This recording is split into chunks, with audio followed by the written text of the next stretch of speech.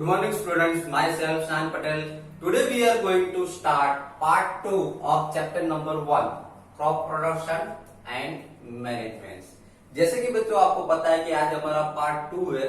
Part 1 में chapter number 1 crop production and management में part 1 हमने देख लिया। पार्ट 1 में हमने देखा था कि क्रॉप्स के बारे में समझा था, क्योंकि चैप्टर का नेम ही है क्रॉप प्रोडक्शन एंड मैनेजमेंट। इसीलिए सबसे पहले हमने पार्ट 1 में क्रॉप के बारे में डिस्कस किया कि क्रॉप जो है वो किसको कहा जाता है, क्रॉप के जो टाइप्स जो है उसके बारे में हमने डिस्कस किया, खरीफ क्रॉप, रबी क्रॉप, इसके बारे में पार्ट 1 में हमने डिस्कस किया। याद है आपको? There are two types of crops, kharif crops and rabi crops. याद हो आपको? तो खरीफ क्रॉप जो है वो रेनी सीजन में ही होता है। खरीफ क्रॉप जो है उसको रेनी सीजन में ही सॉइंग कर सकते हैं, क्लियर। और रबी क्रॉप जो है उसको विंटर सीजन में उसको सॉइंग कर सकते हैं। तो हमारी यहाँ पे हमारी कंट्री में इस हिसाब से सीजन के हिसाब से क्रॉप्स जो है वो सीजन के हिसाब से ग्रो होते हैं। अगर रेनी सीजन का क्रॉप्स जो है विंटर सीजन में ग्रो करें तो नहीं हो सकता। विंटर सीजन के जो क्रॉप्स जो हम रेनी सीजन पे ग्रो करें तो नहीं हो सकता। इसीलिए खरीफ क्रॉप्स को खरीफ क्रॉप्स के टाइम में उसकी सीजन के टाइम में ही ग्रो करना चाहिए, और रबी क्रॉप्स को उसकी जब सीजन है तभी उसको ग्रो करना चाहिए। समझ में आ रहा है? ओके, नाउ ये तो हम समझ गए क्रॉप्स के बारे में, तो हमारी कंट्री में क्रॉप्स जो है कौन सी सीजन में ग्रो होते हैं। अभी हमें समझ में आया कि क्रॉप जो है फील्ड में क्रॉप्स ग्रो करने की मेथड जो है कौन कौन से ऐसे स्टेप्स या फार्मर्स हमारी कंट्री में, आपको पता है कि हमारी कंट्री में फार्मर्स जो है वो क्रॉप्स ग्रो करने के लिए बहुत ही मेहनत करते हैं, हमारे लिए क्रॉप्स ग्रो करते हैं कि नहीं? ओके, तो फार्मर्स भी हमारे लिए बहुत ही इंपॉर्टेंट है। अब फार्मर्स जो है वो एक क्रॉप्स जो है ग्रो करने की, इसमें कौन कौन सी मेथड्स होती है, कौन कौन से स्टेप्स होते हैं क्रॉप्स ग्रो करने में, उसके बारे में आज के लेक्चर में पार्ट 2 में हम समझने वाले। Okay, see here basic practices of crop production. Crop production की जो बेसिक प्रैक्टिसेस है, क्रॉप्स को किस तरीके से उसका प्रोडक्शन किया जाए, किस तरीके से उसको ग्रो किया जाए, उसके कुछ स्टेप्स है।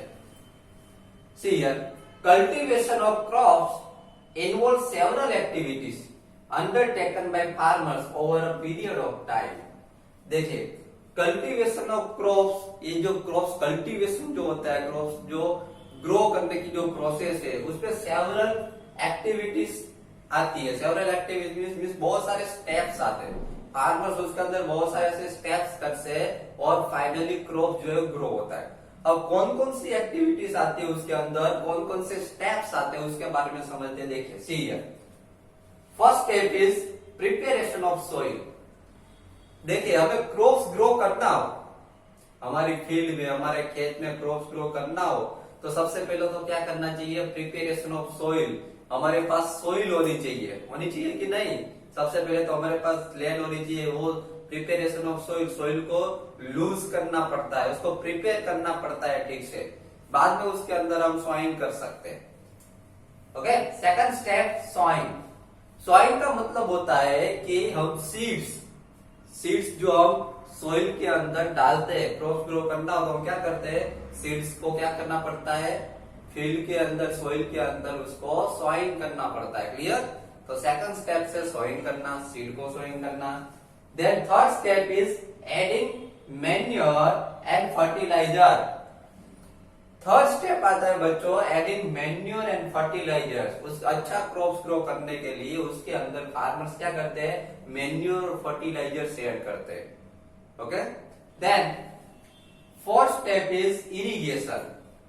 देखिए, फोर्थ स्टेप इरिगेशन का मतलब होता है, आपने देखा होगा कि फार्मर्स जो है क्रॉप्स ग्रो करते हैं, बाद में क्या करते हैं? सॉइंग करने के बाद प्लांट्स को आपने देखा होगा कि उसको वाटरिंग करते हैं। देखा है ना खेत में? आप विलेज में गए हो, ओके, तो विलेज में या फिर यहाँ पे सिटी में भी कोई फील्ड में आपने खेत में देखा हो तो फार्मर्स क्या करते हैं? पूरी फील्ड में वाटरिंग करते हैं, क्लियर। तो उसको इरिगेशन कहा जाता है, उसको वाटर देना पड़ता है प्लांट्स को। Then fifth step is protecting from weeds.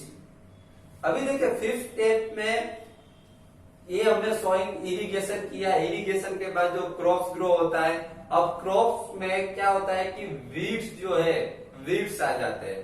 Okay, वो वीड्स से क्रॉप्स को प्रोटेक्ट करने के लिए क्या करना है, प्रोटेक्टिंग फ्रॉम वीड्स, उसको प्रोटेक्ट करने के लिए उसके अंदर कुछ वीडिसाइड्स और वो सब फार्मर्स ऐड करते हैं। आपने देखा होगा तो कुछ वो स्प्रेड करते, पीछे लगा के बोतल लगा के स्प्रेड करते, देखा है ना, वीडिसाइड स्प्रेड करते, वो वीड्स को प्रोटेक्ट कर, वीड्स से क्रॉप्स को प्रोटेक्ट करने के लिए करते हैं। Then 6 steps harvesting. उसके बाद का जो 6 स्टेप्स जो है उसको हार्वेस्टिंग कहा जाता है। हार्वेस्टिंग का मतलब होता है कि क्रॉप अभी ग्रो हो गया, परफेक्टली मेच्योर हो गया, बाद में उसको क्या करते हैं, कटिंग करते हैं, फार्मर्स उसको कटिंग करते हैं, उसको हार्वेस्टिंग कहते हैं। Then last step is storage.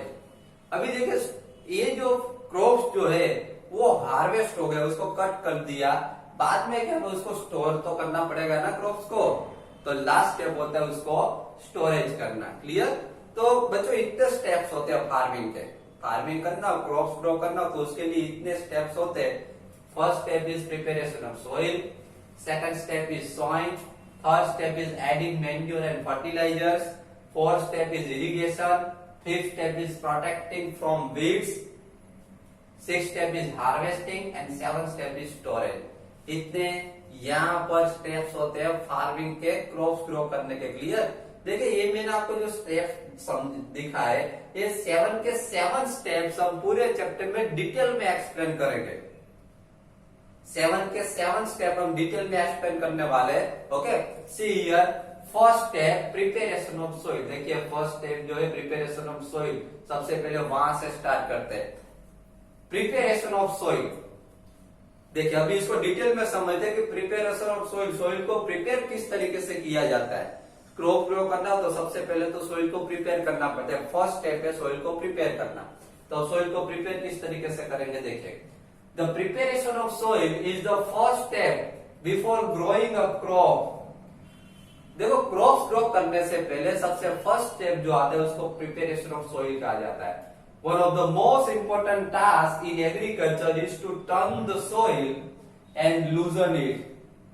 देखिए सबसे मोस्ट इंपोर्टेंट टास्क है फार्मिंग का, एग्रीकल्चर का सबसे मोस्ट इंपोर्टेंट टास्क है कि सोइल को टर्न करना एंड लूजन इट, उसको लूज कर देना। सोइल को लूज करते हैं, इसकी वजह से क्या होता है, देखिए आपने देखा होगा ट्रैक्टर्स, आपने देखा होगा खेत में ट्रैक्टर्स चलाते हैं, ओके, उससे सोइल लूज करते हैं। This allow the roots to penetrate deep into the soil.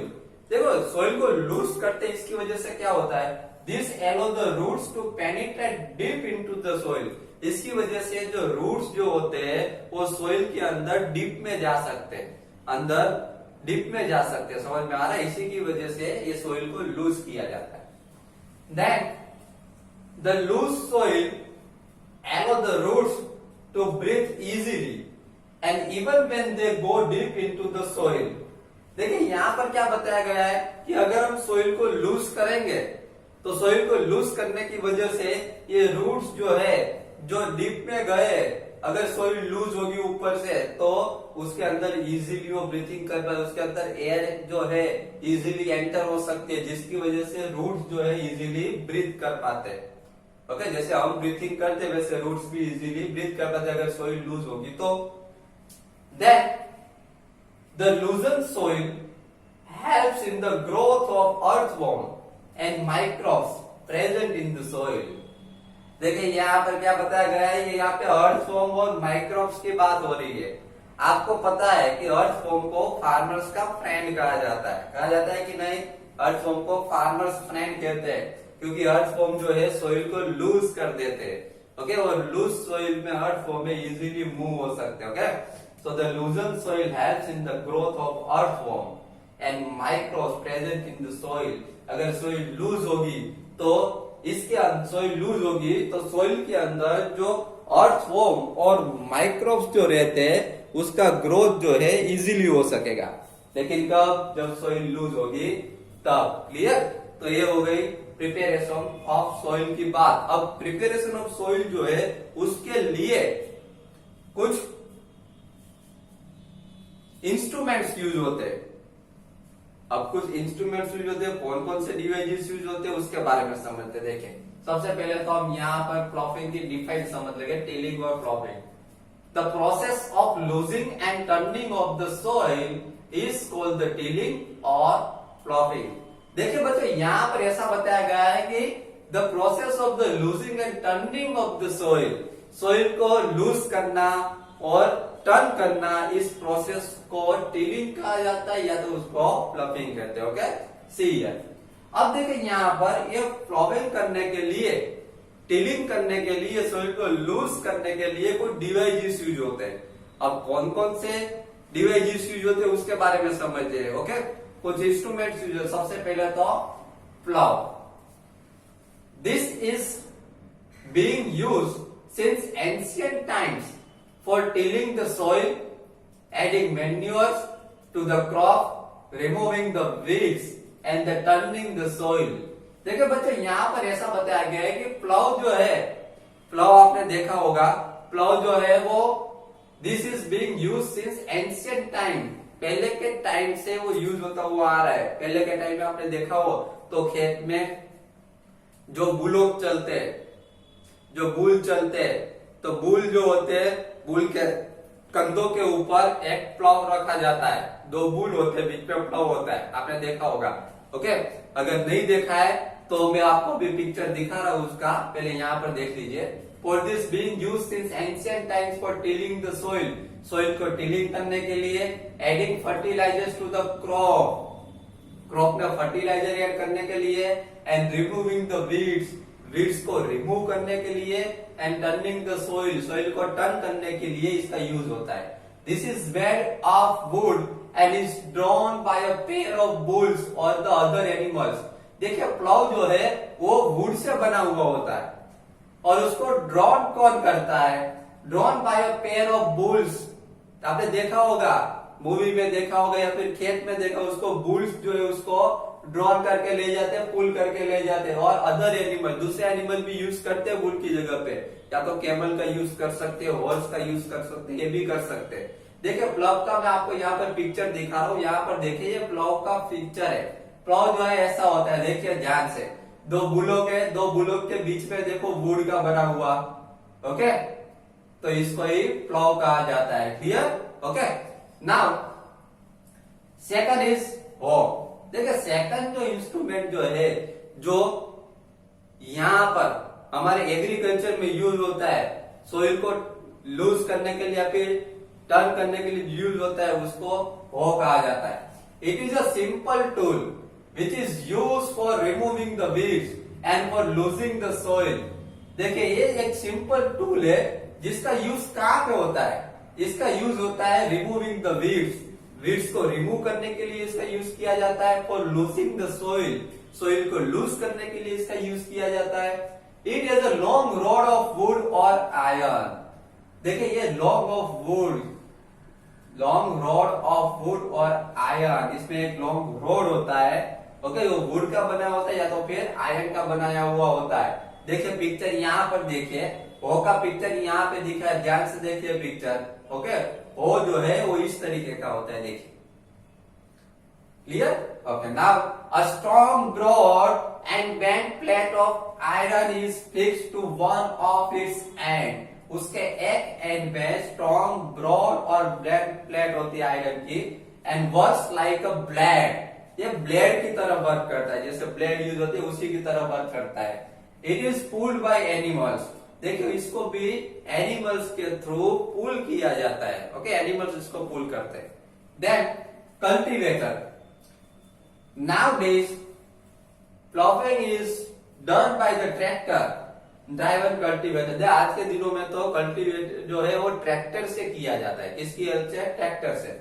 The use of cultivator saves labour and time. देखो कल्टीवेटर का यूज करते हैं तो लेबर भी सेव होते हैं, लेबर हमें नहीं रखने पड़ते हैं और टाइम भी सेव हो जाता है। क्लियर? तो बच्चों आज के लेक्चर में पार्ट 2 में बहुत ही इंटरेस्टिंग टॉपिक के बारे में हमने डिस्कस किया, basic practices of crop production. Crop production की बेसिक प्रैक्टिसेस के कितने 7 स्टेप्स है, उसमें से फर्स्ट स्टेप के बारे में आज हमने डिस्कस किया, प्रिपेरेशन ऑफ द सोइल। कि एग्रीकल्चर का जो फर्स्ट स्टेप जो है फार्मिंग का, वो प्रिपेरेशन ऑफ सोइल से स्टार्ट होता है। सबसे पहले तो सोइल प्रिपेयर करनी पड़ती है। ओके, तो आज के लेक्चर में यहाँ तक प्रिपरेशन ऑफ सोइल में हमने डिस्कस किया। नेक्स्ट लेक्चर में पार्ट 3 में हम इससे भी आगे बहुत ही इंटरेस्टिंग टॉपिक के बारे में डिस्कस करेंगे। नेक्स्ट लेक्चर में हम सोइंग के बारे में डिस्कस करेंगे। Okay, thank you very much.